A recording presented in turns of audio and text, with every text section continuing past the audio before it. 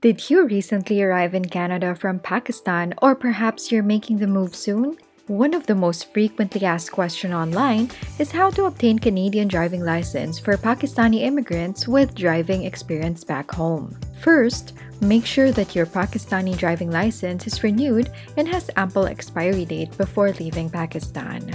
Next step is to download the driver's license verification form from the Consulate General of Pakistan's website. Print and fill out the information needed, then submit to the consulate office nearest you, along with your original valid driving license issued from a driving license authority of Pakistan. Pay the verification fee and then wait for their instruction on when to come back for your document.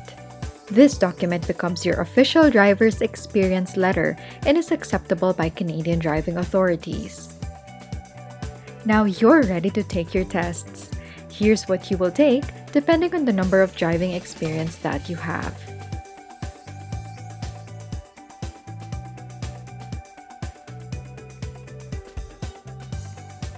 Each of the 6 provinces of Canada may have different license requirements, so make sure to check out this blog for more details.